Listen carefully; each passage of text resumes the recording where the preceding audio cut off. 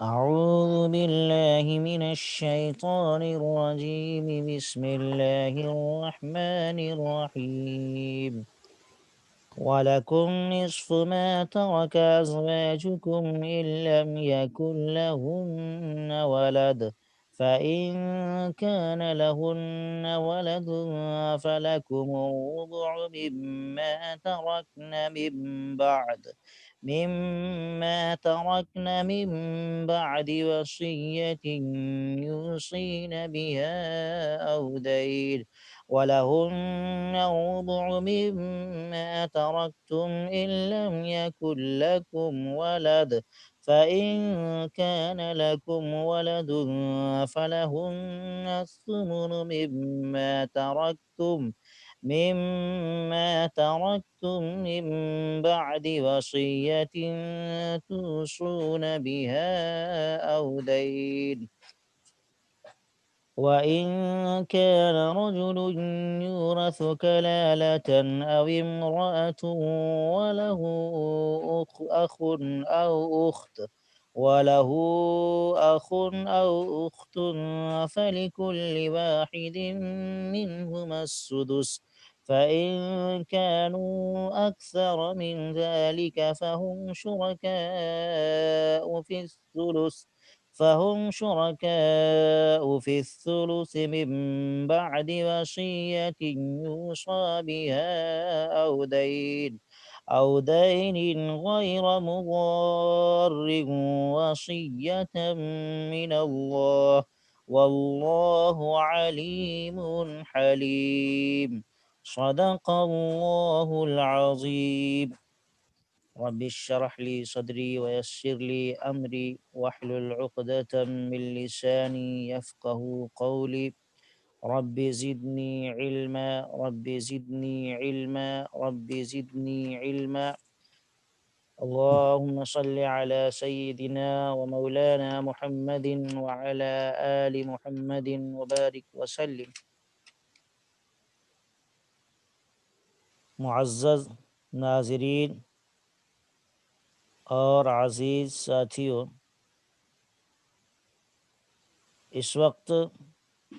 آپ حضرات کی خدمت میں سورہ نساء کی آیت نمبر 12 کی تلاوت کی گئی ہے۔ گزشتہ آیات میں ان مستحقین میراث کے حصوں کا بیان تھا جن کا میت کے ساتھ نسب اور ولادت کا رشتہ تھا۔ گزشتہ آیات میں جن مستحقین میراث کے حصوں کو بیان کیا گیا تھا ان کا تعلق میت سے نسبی اور پیدائشی رشتہ کا تھا۔ اب اس وقت جس مبارک آیت کی تلاوت کی گئی ہے اس کے اندر دوسرے مستحقین کا ذکر ہے اور میت سے ان کا رشتہ نسب کا نہیں ہے بلکہ ازدواج کا رشتہ ہے، یعنی نکاح کا رشتہ ہے۔ اللہ رب العزت فرماتے ہیں وَلَكُمْ نِصْفُ مَا تَرَكَ أَزْوَاجُكُمْ إِن لَّمْ يَكُن لَّهُنَّ وَلَدٌ، اور تم کو آدھا ملے گا اس ترکہ کا جو تمہاری بیویاں چھوڑ جائیں اگر ان کے کچھ اولاد نہ ہوں۔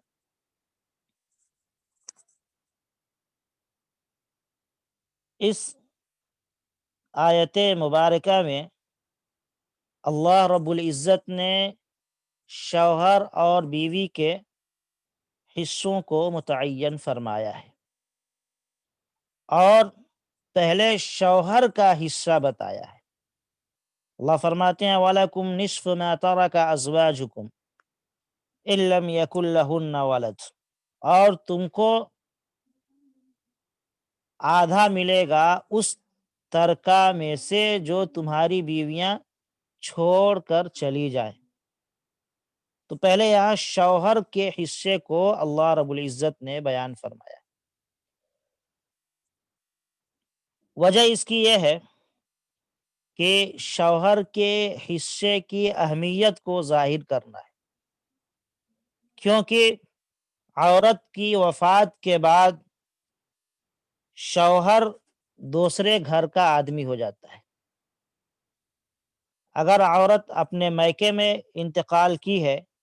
اور اس کا مال اور اسباب، اس کی پراپرٹی اگر اس کے میکے میں ہے تو شوہر کو دینے سے گریز کیا جاتا ہے۔ اللہ رب العزت نے اسی برائی کو مٹانے کے لیے پہلے شوہر کے حصے کو متعین فرمایا ہے، کیونکہ عام معاشرے میں اور ہماری سوسائٹی میں اس طرح کی برائی اور اس طرح کے خرافات میں لوگ مبتلا ہیں۔ اسی لیے اللہ نے شوہر کے حصے کو پہلے ظاہر فرمایا ہے، بیان فرمایا ہے، تاکہ اس کی اہمیت لوگوں کو معلوم ہو جائے اور لوگ اس برائی میں ملوث ہونے سے اپنے آپ کو بچائیں، شوہروں کا جو حصہ ہے اس کو شریعت کے مطابق ادا کر دیں۔ اور تفصیل اس کی یہ ہے کہ فوت ہونے والی عورت نے اگر کوئی اولاد نہ چھوڑی ہو تو شوہر کو قرض وغیرہ اور وصیت کے نافذ کرنے کے بعد مرحومہ کے پورے مال کا آدھا حصہ ملے گا۔ عورت کا انتقال ہو گیا، اس کی کوئی اولاد نہیں ہے، چاہے اس شوہر سے یا اس سے پہلے کوئی اور اس کا شوہر رہا ہو اس سے، یعنی کسی بھی طرح کی کوئی اولاد اس مرحومہ سے نہیں ہے، تو ایسی صورت میں شوہر کو اس کے پورے مال میں سے آدھا مال ملے گا اور باقی آدھا دوسرے ورثہ میں تقسیم ہوگا۔ مثلا اس عورت کے جو والدین ہیں، ماں باپ ہیں، بھائی بہن ہیں، قاعدے اور ضابطے کے مطابق ان کو آدھے میں سے تقسیم کر دیا جائے۔ اور اللہ فرماتے ہیں فَإِن كَانَ لَهُنَّ وَلَدٌ فَلَكُمُ الرُّبُعُ مِمَّا تَرَكْنَ مِن بَعْدِ وَصِيَّةٍ يُوصِينَ بِهَا أَوْ دَيْنٍ، اور اگر مرنے والی نے کوئی اولاد چھوڑی ہے تو اللہ فرماتے ہیں کہ اگر بیویوں کے کچھ اولاد ہوں تو تم کو ان کے ترکے سے 1/4 ملے گا۔ 1/4 پورے مال کو 4 حصوں میں تقسیم کر کے ایک حصہ شوہر کو مل دیا جائے گا اگر کوئی اولاد ہو مرحومہ کی، بیوی کی کوئی اولاد ہو، چاہے وہ اولاد اس شوہر سے ہوں یا اس سے پہلے کوئی شوہر رہا ہو اس خاتون کا، اس سے ہوں۔ بہرحال اگر کوئی اولاد ہے تو پھر اس کو 1/4 حصہ ملے گا۔ اور اسی طریقے سے اللہ فرماتے ہیں وَلَهُنَّ الرُّبُعُ مِمَّا تَرَكْتُمْ إِن لَّمْ يَكُن لَّكُمْ وَلَدٌ، اگر تمہارے کچھ اولاد نہ ہوں، وَلَهُنَّ الرُّبُعُ مِمَّا تَرَكْتُمْ إِن لَّمْ يَكُن لَّكُمْ وَلَدٌ، اگر تمہاری کوئی اولاد نہ ہو، نہ مرد ہو نہ عورت ہو، تو فرماتے ہیں اللہ تبارک و تعالی کہ پھر 1/4 عورتوں کو ملے گا۔ اگر شوہر کا انتقال ہوا اور کوئی اولاد نہیں ہے تو پھر عورت کو شوہر کے مال میں سے 1/4 ملے گا۔ فَإِن كَانَ لَكُمْ وَلَدٌ فَلَهُنَّ الثُّمُنُ مِمَّا تَرَكْتُمْ من بعد وصیۃ توصون بها او دین۔ اور اگر تمہارے لیے کوئی اولاد ہے تمہاری، تو پھر ایسی صورت میں ان کے لیے 8واں حصہ ہے جو تم نے چھوڑا ہے۔ یعنی اگر شوہر کا انتقال اس حال میں ہوا کہ کوئی اولاد اس کی نہیں ہے، تو پھر بیوی کے لیے چوتھائی حصہ ہے، اور اگر کوئی اولاد ہے، انتقال شوہر کا ہو گیا، اس کی کوئی اولاد ہے، چاہے وہ اولاد مرد ہو یا عورت ہو، تو ایسی صورت میں بیوی کو اللہ رب العزت فرماتے ہیں کہ 8واں حصہ ملے گا۔ اور یہ جتنے حصے تقسیم کیے جائیں گے یہ سب کے سب قرض وغیرہ کی ادائیگی کے بعد تقسیم کیے جائیں گے۔ اگر قرض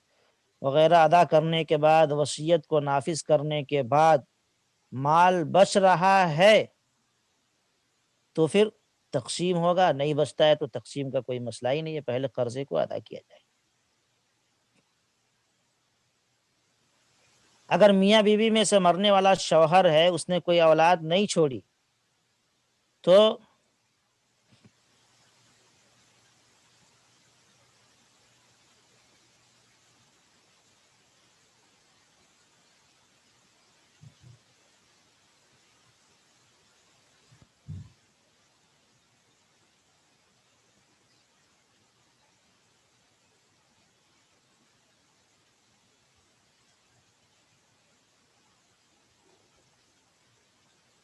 جی آپ ریکارڈ کریں۔ اگر میاں بیوی میں سے مرنے والا شوہر ہے اور اس نے کوئی اولاد نہیں چھوڑی ہے، تو قرض اور وصیت کے نافذ کرنے کے بعد بیوی کو مرنے والے کے کل مال کا چوتھائی ملے گا۔ اور اگر اس نے کوئی اولاد چھوڑی ہے، خواہ وہ اولاد اس بیوی سے ہو یا کسی دوسری بیوی سے ہو، تو اس صورت میں بیوی کو 8واں حصہ ملے گا۔ اور اگر بیوی ایک سے زائد ہے تو بھی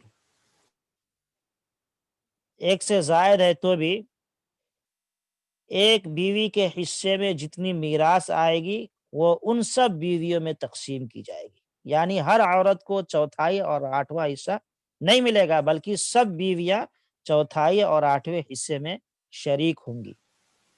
سمجھ میں آیا؟ جی بیوی کو یا تو چوتھائی ملے گا یا 8واں حصہ ملے گا۔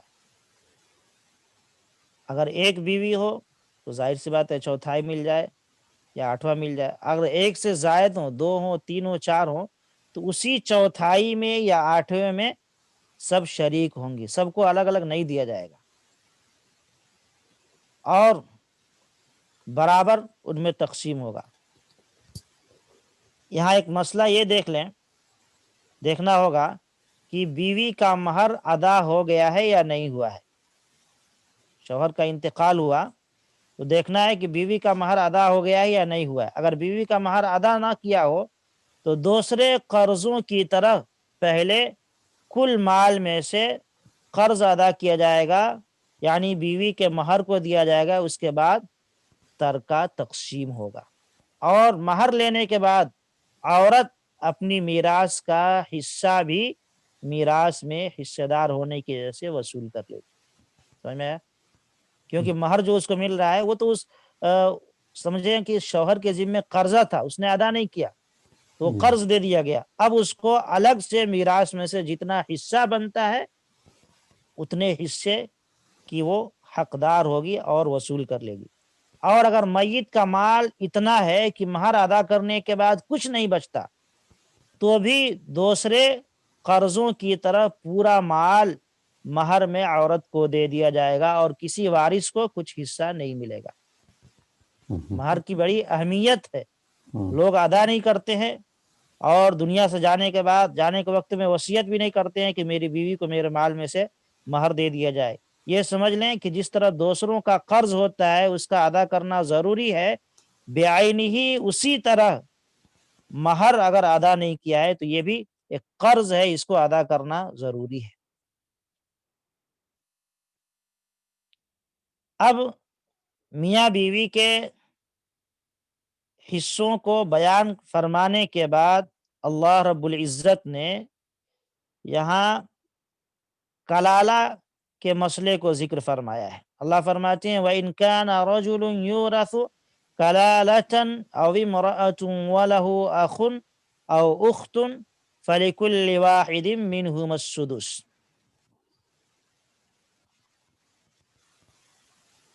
اب تک اسی آیت میں اوپر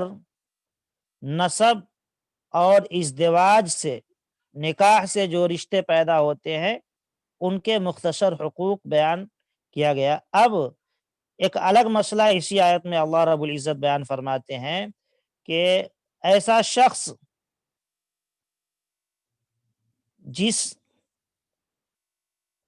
جس کی نہ اولاد ہو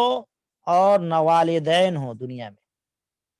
اس کا مسئلہ ذکر فرماتے ہیں۔ یعنی مرنے والے کا کوئی اصل بھی نہیں ہے اور کوئی فرع بھی نہیں ہے۔ اصل مطلب اوپر کے رشتہ دار، مثلا ماں باپ، دادا دادی، اور نیچے کے جو رشتہ دار ہوتے ہیں، مثلا اس کی اولاد، نہ اس کے ماں باپ ہیں اور نہ اس کی کوئی اولاد ہے، تو ایسے شخص کے مال کو کیسے تقسیم کیا جائے،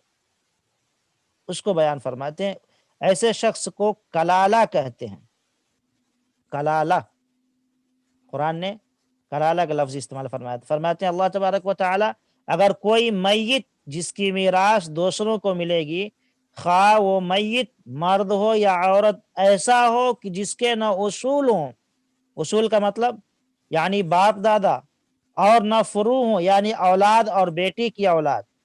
اور اس میت کے ایک بھائی یا ایک بہن ہو، تو ان دونوں میں سے ہر ایک کو چھٹا حصہ ملے گا۔ جی مرنے والا دنیا سے چلا گیا، اس کے ماں باپ میں سے کوئی نہیں ہے، اور اس کے اولاد میں سے بیٹے بھی نہیں ہیں اور بیٹے کی اولاد بھی نہیں ہے، کوئی نہیں ہے۔ ہاں، مرنے والے کے بھائی بہن ضرور دنیا میں موجود ہیں۔ تو اب اگر مرنے والے کے ایک بھائی ہو یا اسی طریقے سے ایک بہن ہو، تو ان میں سے ہر ایک کو چھٹا حصہ ملے گا۔ مثلا ایک ہی بہن ہے تو مرنے والے کے مال میں سے چھٹا حصہ ایک بہن کو مل جائے گا، یا ایک ہی بھائی ہے تو اس کو بھی چھٹا حصہ ملے گا۔ اب اللہ رب العزت فرماتے ہیں فَإِنْ كَانُوا أَكْثَرَ مِنْ ذَلِكَ فَهُمْ شُرَكَاءُ فِي الثُّلُثِ، اور اگر یہ لوگ اس سے زیادہ ہوں، مرنے والے کے بھائی بہن زیادہ ہوں، ایک سے زیادہ ہوں، تو تہائی مال میں سب شریک ہوں گے۔ مال کو 3 حصوں میں تقسیم کیا جائے گا، 1/3 مال میں ان سب کو برابر برابر حصہ دیا جائے گا، اور بقیہ میراث دوسرے ورثہ کو ملے گی، اور اگر کوئی اور نہ ہو تو پھر انہی کو دے دیا جائے گا۔ جی یہ 2 صورتیں ہوئیں۔ اللہ رب العزت فرماتے ہیں کہ من بعد وصیۃ یوصی بها او دین، یہاں بھی جو تقسیم کیا جائے گا تو اس بات کا خیال ضرور رکھا جائے گا کہ اگر اس نے کچھ وصیت کی ہے تو اس کے وصیت کو نافذ کیا جائے، یا اسی طریقے سے اگر کچھ قرضے ہوں تو پہلے قرضوں کو ادا کیا جائے۔ دیکھیے اللہ رب العزت نے اسی آیت میں 2 مرتبہ وصیت اور قرضے کی ادائیگی کی تاکید فرمائی ہے۔ اس ایک آیت میں 2 مرتبہ اللہ نے وصیت اور قرضے کی تاکید فرمائی ہے۔ یعنی حصوں کی تقسیم اسی وقت ہوگی جب قرضے وغیرہ ادا کر دیے جائے۔ اسی طریقے سے میت کی تجہیز و تکفین کے بعد اور قرضوں کی ادائیگی کے بعد یا اسی طریقے سے وصیت اس نے کی ہے تو اس کے مال میں سے 1/3 مال میں وصیت نافذ کرنے کے بعد اگر بچتا ہے تو پھر اس کے مال کو تقسیم کیا جائے گا۔ اور اللہ نے جو فرمایا یہاں پہ کہ وصیت کو نافذ کرنے کے بعد یا اسی طریقے سے قرض کو ادائیگی کے بعد، تو اس کی ترتیب یہ ہے کہ پہلے قرض کی ادائیگی ہوگی، قرض کو ادا کیا جائے گا۔ قرض ادا کرنے کے بعد اگر اس نے وصیت کی ہے اور وہ وصیت شریعت کے مطابق ہے یا اسی طریقے سے 1/3 مال میں ہے تو پھر اس کے وصیت کو نافذ کیا جائے گا، اس کے بعد جو مال بچے گا اس کو تقسیم کیا جائے گا۔ لیکن پہلے خیال رہے کہ قرض کو ادا کرنا ہے، پہلے قرض کو ادا کرنا۔ اب وہ قرض چاہے دوسروں کا ہو یا خود بیوی کا قرض ہو مہر کی شکل میں شوہر کے اوپر، جی پہلے اس کو ادا کیا جائے گا۔ اور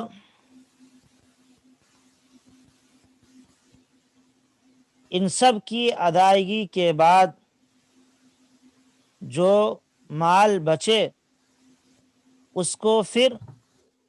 شریعت کی روشنی میں شریعت کے قاعدے اور ضابطے کے مطابق تقسیم کر دیا جائے گا۔ اگر قرض اور وصیت نہ ہو، مثلا میت کے اوپر کوئی قرضہ نہیں ہے یا اسی طریقے سے میت نے کوئی وصیت نہیں کی ہے، تو ایسی صورت میں اس کا پورا مال تجہیز و تکفین کرنے کے بعد جو بچتا ہے سب وارثوں میں تقسیم کر دیا جائے گا، اور کسی کو کم اور زیادہ بالکل نہیں دیا جائے گا۔ جتنا شریعت نے متعین فرمایا ہے جس کے لیے اتنی ہی اس کو دی جائے گی۔ ایک مسئلہ یہ بھی یہاں رکھیں، ذہن میں رکھیں اپنے، کہ وارث کے حق میں وصیت کرنا باطل ہے۔ مثلا جن لوگوں کا حصہ قرآن میں متعین کر دیا گیا ہے، اللہ نے اپنی طرف سے متعین فرما دیا، لڑکے کا حصہ، لڑکی کا حصہ، شوہر کا، بیوی کا حصہ،